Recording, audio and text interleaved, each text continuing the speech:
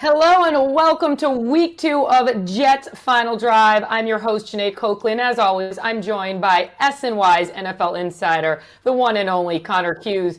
And this week, Connor, we got one of our favorite people. We got Zack Rosenblatt from The Athletic. Thanks for joining us, Zack. Of course. Happy to be here with you guys.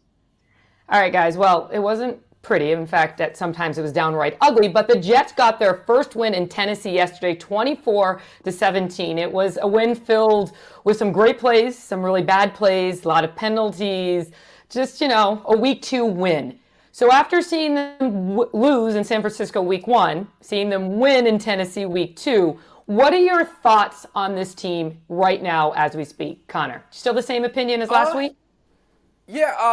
Well, here's the thing. So offensively, I feel about the same as I did. We've reiterated this over and over and over again. I never expected the Jets offense to look like a well-oiled machine to begin the year. I thought you'd see flashes of brilliance. We saw that on the 70-play touchdown drive against the San Francisco 49ers. We saw that during their 3 touchdown drives against the Tennessee Titans. I thought they were better against Tennessee at a probably the same level caliber defense.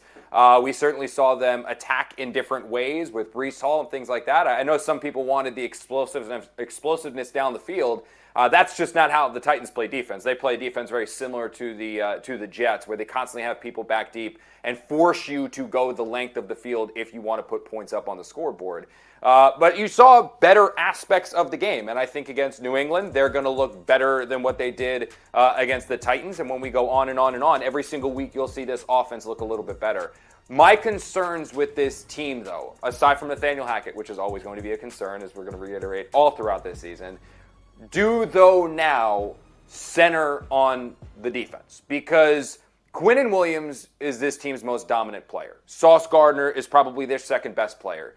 Jermaine Johnson fills that void as just a stabilizing force on this front. He isn't necessarily the best pass rusher in the world. He's not necessarily the best run stuffer in the world. He's not necessarily a Nick Bosa or TJ Watt caliber player. But what he does is everything so well. And now the Jets are going to have to try to find a way to fill that void with no sign of Hassan Reddick coming back anytime soon, and a group of undrafted guys in Takk McKinley trying to replace a guy that I don't necessarily know is replaceable. So while this offense is still trying to find its footing week in and week out, can the defense be good enough to have them beat top-tier teams? The Jets are going to be teams like the Titans that they're significantly better than, but when they play better competition, like it seems like the Minnesota Vikings are now, or when they play the Buffalo Bills in a couple of weeks, do they have enough without Jermaine Johnson if the offense isn't fully caught up to speed yet to win those games? And I'm not necessarily sure that's the case, and that's my big concern after the second game. Zack, I'll let you talk now that Connor took up, a good 25 minutes of the show.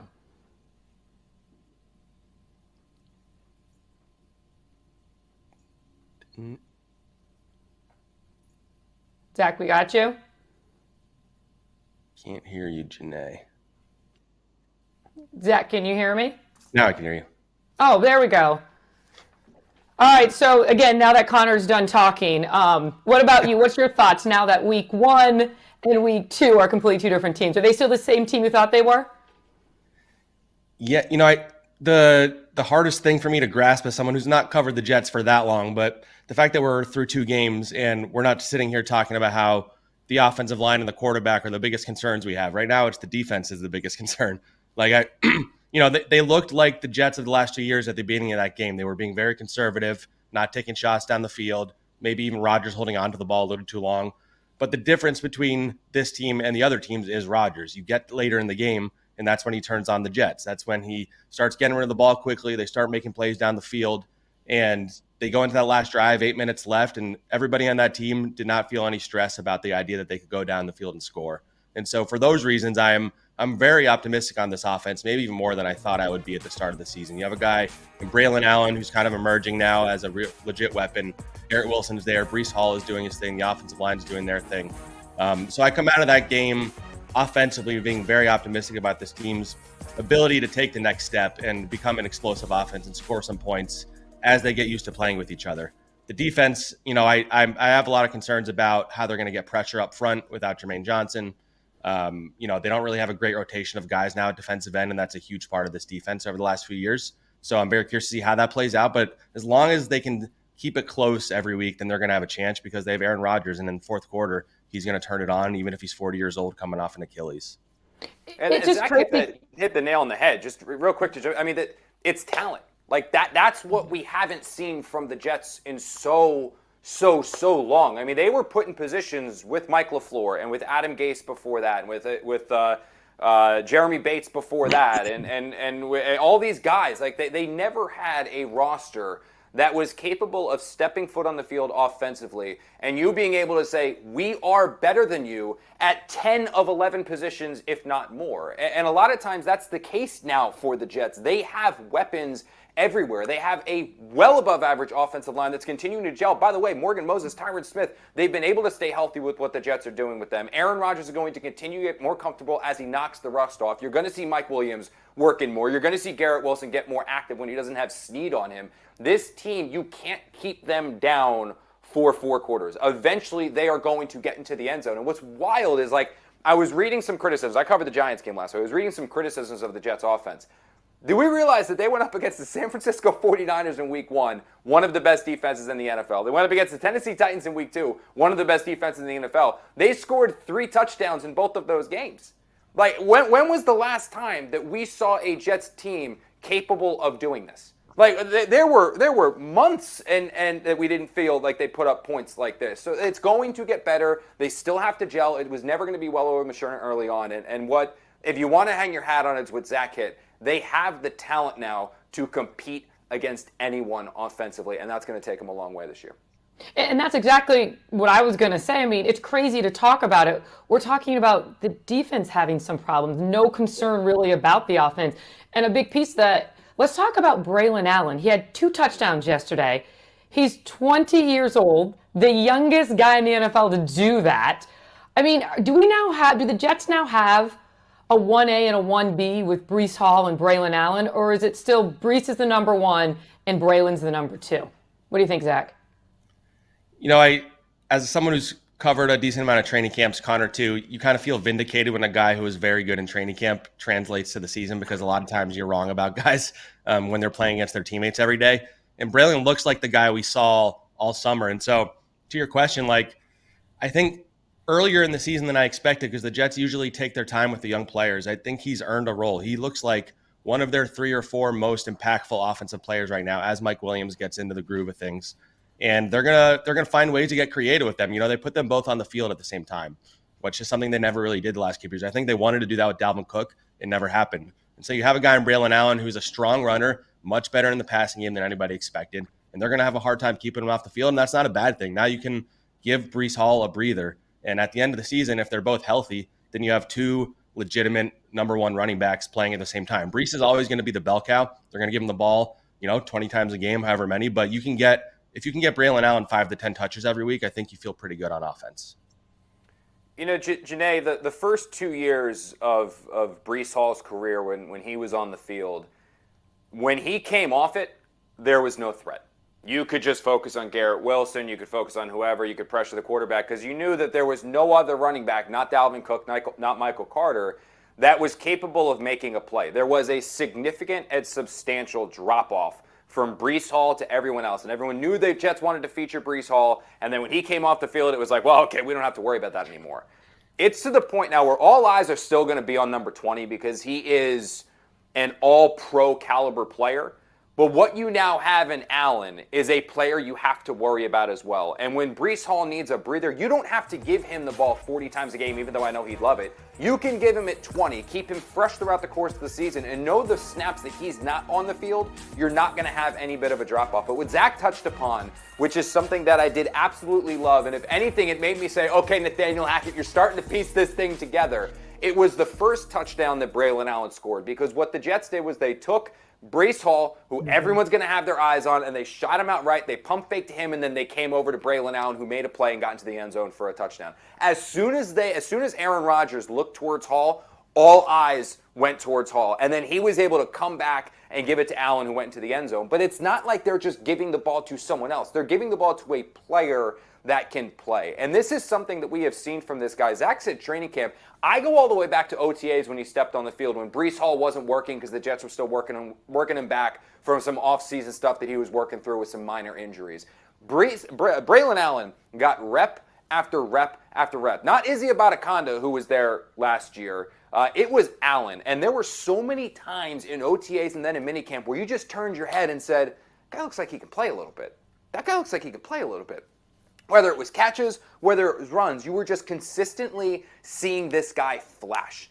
Constantly. And then it continued to training camp. It continued into the preseason with those 2 physical runs he had in the opener. And now we're seeing it into the regular season. And it is such another weapon, because what the Jets want to do is be led by their ground game. I know Garrett Wilson, I know Mike Williams working his way back, I know Aaron Rodgers, but they want to be a team that imposes their will on the ground, brings those safeties into the box because you have to stop Hall, now you have to stop Allen, and then they can attack deep. We haven't seen that before because it was always one player you had to key on. Now when you have 2, it's just waves. We talk about the Jets' defensive line, right? Waves of pass rushers. The Jets now have it with a run game where you get tired chasing around Breece Hall, you get a little worn down, you're trying to catch your breath. Now you have the big physical back and Allen come down to break you apart. It reminds me a little bit back when the Giants were good way long ago, and they had the combination of Ahmad Bradshaw and Brandon Jacobs. Brandon Jacobs would just bully you and beat you down for 2 or 3 quarters. Then they'd bring in Ahmad Bradshaw, and he would be shifty and run all around. The Jets kind of have the reverse of it, where you're getting tired of chasing a guy down, and now you got to deal with the big physical presence of Allen. It's a tremendous situation for this offense to be in, and we're just seeing it in its infancy stages. It's only going to get better and better as the season goes on. And it's crazy because he's only 20 years old. I mean, This guy plays as if he's been playing forever, and then you get him in front of that line.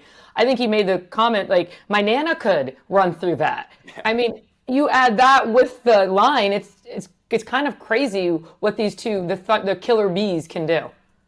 And it's a good defense, Jeane. Like, that's the thing, is what people are forgetting. Like, I don't want people to lose track of this, because Will Levis is terrible. And that was always going to be something where it was like, oh, look how bad Levis is. The Jets lost this game because of Levis, blah, blah, blah. Like, oh, he had the turnover in the red zone, the interception in the very next possession, holding the ball too long, which allowed the Will McDonald sack. Like, Will Levis was always going to do things that were going to give the Jets a couple extra possessions.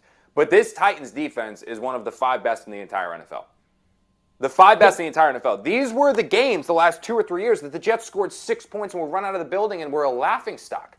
And they still were able to establish a semblance of a run game, hit some big plays. With, again, so many new pieces on this offense who are only going to gel more and more as the year goes on. I think the fact that not only are we talking about these promising players, we're not talking about these promising players doing it against a defense that stinks. They're doing it against one of the better and premier units in the league. We're now we're going up against a team, and the Jets are going to be going up against a team in the Patriots next week, where you can turn around and say, this week, wait a minute, that defense isn't that good. Like, what are they going to be able to do to them? And then when the schedule lightens up, it should get a little bit better.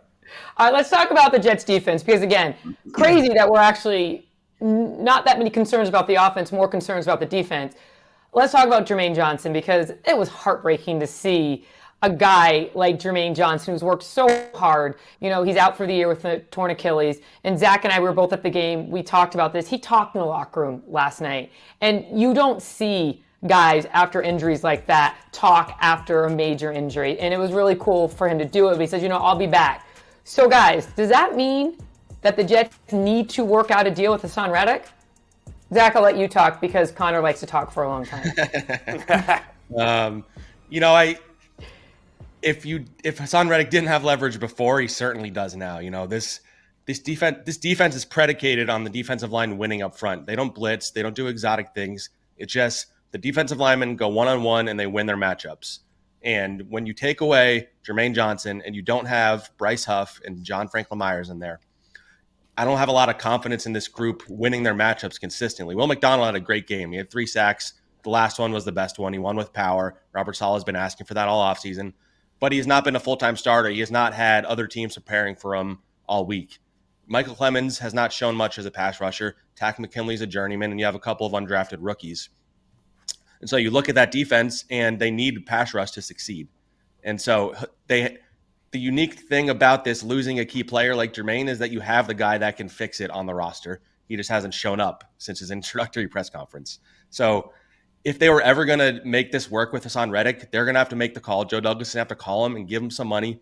I don't know how much he wants or how much he needs in order for him to be willing to show up. We don't know what kind of shape he's in even, but over the last 4 years, he has the 4th most sacks in the NFL. He's one of the best pass rushers in the NFL, and he's a guy that can make a huge impact. Maybe he's not going to help in the run game, but he is a significant upgrade over what they have, and then it allows them to do a lot of other things on the defense. So whether he's willing to come to the Jets at all, maybe he's not at this point. Even if Joe Douglas were to call him, it's a real possibility. You never see him in a Jets uniform.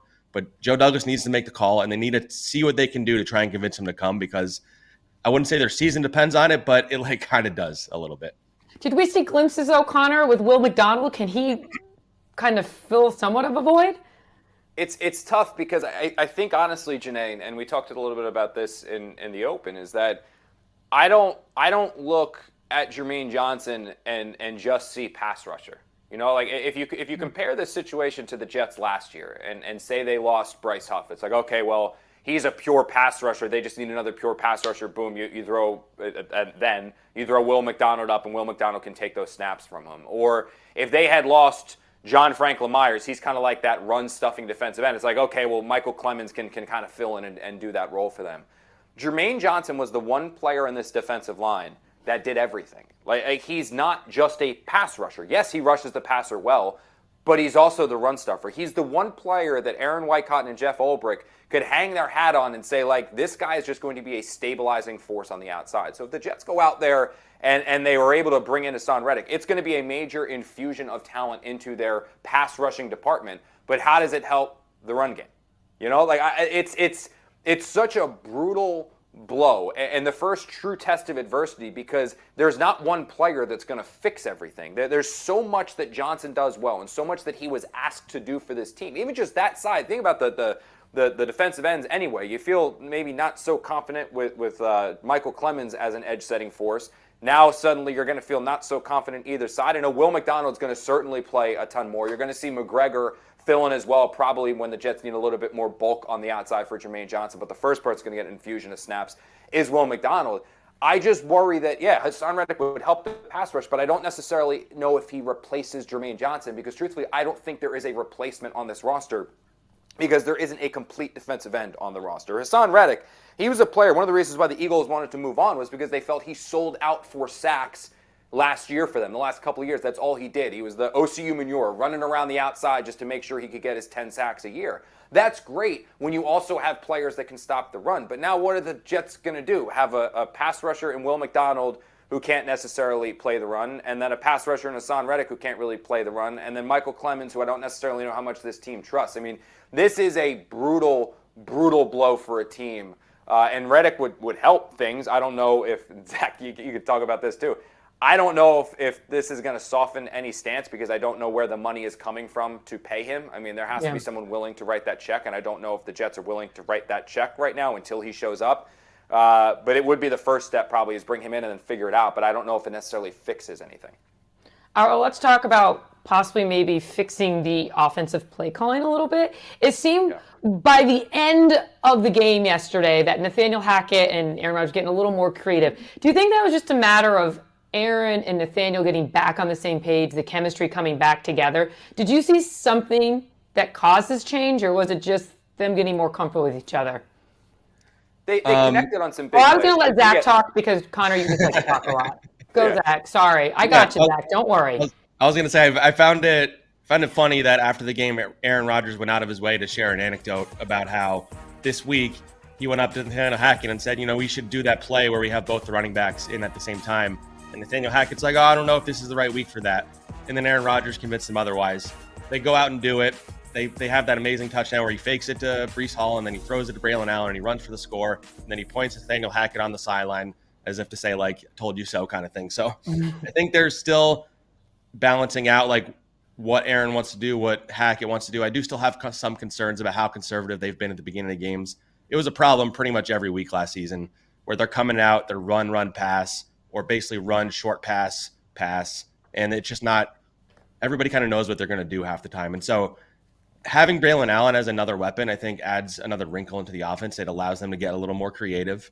And if Mike Williams gets a little healthier, then you have kind of 4 quadrants of offensive players that you can do a lot of things with. We still need to see it from Hackett. Having Rodgers out there to be able to change things at the line is the biggest difference, obviously. You didn't have that with Zach Wilson or Tim Boyle or, all these guys the last couple of years. So I am encouraged by the way the game ended, but you'd want them to come out being a little more aggressive at the beginning of the games. That's where my biggest concern still lies with Nathaniel Hackett.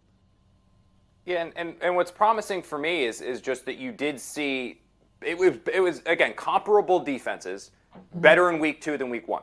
I think that's safe to say. I mean, yeah, we can get angry at the run pass at times and the boring play calling and things like that. But this is also a really good defense that made it their goal to take away the stuff over the top. So if you're taking away the stuff over top and then you miss some things underneath, it thwarts drives. So I'm very curious to see how this team looks this coming week against the Patriots. This, to me, is that major measuring stick because this is the first time that the Jets offense is substantially better than their competition. And they should have a coaching advantage, too. I genuinely do believe that. And if that's the case, this should be now 3 weeks into the season. You've had camp. You've had OTAs. All but one player had minicamp. This should be the point where that rust is gone now and you really start to see a complete game plan. If we're still seeing the boringness and then some heroics need to happen at the end for Rodgers to save the game and all that, I'm probably going to be a little bit more concerned. But the one thing if you want positivity, the positivity is that it was better in week 2 than week 1 against comparable competition, and now the schedule lightens up a little bit. Do you guys think that they need to involve Garrett Wilson more? And then what about Tyler Conklin and some of these tight ends here? I mean, do you think that needs to be a weapon too? Yeah, Conklin in particular, that his lack of involvement has been a little confusing to me. But, the first week they didn't have many plays, so that was a big reason for that. Yeah. He still didn't really get involved very much this week. I think can be a really impactful part of that offense. The Garrett part of things, they had L'Jarius Sneed following him. He's going to have the top cornerback following him every week. You do want him to get more targets. This is one of the best receivers in the NFL, and he made some plays that were pretty ridiculous yesterday, even in this small sample size. Same thing with week 1. So Aaron Rodgers even said, he had 11 targets in week 1. He's like, that still didn't feel like enough. So they know they need to get him the ball. It would help if you have other receivers. Like the running backs have been great. You need the other receivers to kind of take some attention away. You need Mike Williams, Allen Lazard, Xavier Gipson, Malachi Corley. All these guys need to take some attention away from Garrett. Because so far, nobody's really scared the defenses so far outside of him. What about you, Connor? Yeah, Garrett Wilson's the type. Look, this weekend I covered the Giants, and they lost to the Commanders, but Brian Dable threw to Malik Neighbors 18 times. Malik Neighbors and Garrett Wilson are comparable players. That's that dynamic, dominant of a player. When you have a dynamic, dominant player like Garrett Wilson, you want to just force feed him the ball because, even if you only complete 10 of the 18, those 10 are going to be significantly better than forcing the ball to Allen Lazard or dumping it off in the flat to this guy or all that other stuff. But you do want to play smart and within the offense. You don't want to just get reckless with it. You don't want to just start throwing things up. And like Zack said, Sneed being on him played a big role. That's one of the 5'10" most dominant cornerbacks in the entire NFL. It was going to be tough sledding. So Rodgers said, okay, you want to take away my 1, let's start looking at 2, 3, 4, 5. The concerning one is exactly what Zack said. It's Tyler Conklin. This is a guy who set career highs in receptions and yards last year. No touchdowns, but that's because of the Jets' inept quarterback play. He's somebody that when you are focusing on the outside, when you want to focus on Breece Hall, feature him. And I don't mean feature him, Jeane, as a third option. I believe he can be the guy that is the number 1 or number 2 read in progressions, and I don't think that's been the case. It's kind of been all right, also maybe find Conklin in the corner. No, work him down the seam. That's what we saw in camp. Work him in the flat. That's what we saw in the camp. Outs, ins. I mean, he's a very talented, forceful player. I believe he's somebody that can be a top 10 to top 15 tight end in the league. I think he's that talented. The Jets just aren't using him, and it's almost like they have all these new toys. They've got Garrett Wilson, who they know about, Mike Williams they want to work. They want to feature Breece Hall and get him going. They love Braelon Allen. You're forgetting about what you have. And what you have in Tyler Conklin is a very reliable, very talented, useful offensive weapon that they're not using right now. And it's almost like they got tunnel vision instead of seeing the whole field and saying, okay, why don't we use him to open everything up? Because now if you got to worry about the seam with Conklin, and you go to, it makes it so much easier for this offense and Aaron Rodgers to operate. All right, let's move on to the AFC East, considering the Jets are playing their first AFC East opponent on Thursday. But we're going to talk about the Dolphins and the Bills, because Thursday night we saw Tua Tagovailoa leave the game in the third quarter after another scary concussion. Now, Connor, I know you were very high on the Bills in the preseason, but not many expected them to run through the Dolphins like they did on Thursday. So is the AFC East the Bills to lose right now in week 2? Yeah, not many people expected. I didn't expect that. I lost that was one of my bets. I lost that one. I thought the Dolphins were going to win that one. They're the September Miami Dolphins. They're a track team. I thought they'd get up on the Bills defense. That's a bit undermanned. But no, what I kind of forgot is that Josh Allen is spectacular. And I know that he struggles against Robert Saleh's defense, but he's playing so free right now. And I don't know if Tua is going to return this year. I know reports came out that he's going to play again in his career, but he's dealing with something that is so significant that you need to think about long term. And even in the short term with the Miami Dolphins, they almost lost to the Jaguars in the opener. In fact, if NTN didn't fumble going in the end zone, they're staring 0-2, one very bad loss to Jacksonville, and then getting smoked by the Bills in week 2. I mean, that's not good for a Miami team that certainly has some questions about their ability to finish and not just beat teams that they're more talented than that they can run around. So, I think, unfortunately, because, when teams are so good for so long, Jeane, you kind of forget how good they actually are. And the Bills have been so good for so long, really since Josh Allen's third year in the league, that we've kind of forgot, oh yeah, that's a good team. They're very well offensive coached. They're very well defensive coached. They have very good players on that roster, aside from now maybe they're decimated a little bit, having lost their receivers in the offseason. But they still have an MVP caliber quarterback who's now playing freer than ever before. So yeah, they've never won the big one yet, but they're still pretty damn good. And I do believe that without Tua, undeniably the Bills are the favorite right now in the AFC East. And I think that we're going to learn a lot when the Jets play the Bills in a few weeks. We're going to learn a lot after that game. Zack? Yeah, I think to Connor's point, I think people saw all the players the Bills lost this offseason. I think they forgot the most important factor is they have the best quarterback in the division. Josh Allen remains one of the 2 or 3 best quarterbacks, and it felt like this was a recipe for him to have an MVP year because everybody's doubting. Everybody's looking at his receivers saying, okay, he lost Stephon Diggs, he lost Gabe Davis, they have nobody left, they got rid of all these defensive guys. And so he's leading this offense still anyway, and they've been spectacular. And on the other side, you have Sean McDermott, who has gotten a lot of flack, over the years, but he's time and time again proven to be a really good defensive coach. He gets his guys ready to go every week, and that defense is always one of the best in the NFL. And so, the Bills are, regardless of all the players they lost, they're the team to beat until anybody proves them otherwise. The Dolphins had a lot of weird energy this offseason. I thought they also lost a lot of guys. Tua, before his concussion, did not look very good that game. That was kind of the storyline until he had his concussion, which was very scary, obviously, but he was not looking very good. And so they have quarterback issues now, and they don't have a lot of depth across their roster. The Jets obviously have some questions in how they can survive the season health-wise and stuff on their defense. And, the Patriots are a rebuilding team. So it absolutely is the Bills' division to roll with. And as Connor said, we're really going to find out what the Jets are made of when they go against the Bills. They've played pretty well against them over the last couple of years. But this is kind of going to be a real test of all right, you want to be taken seriously as a contender, show what you can do against the Buffalo Bills. And so that's going to be a game on the schedule that I think is going to be the first real big test since the 49ers game, I guess, at that point. All right, guys, I don't know, that's the week after London, right? When they play the Bills Monday night? Yeah. But they got Thursday night first to get through. All right, guys, before we wrap this episode of Jets Final Drive, we have Game Ball's Rapid Fire.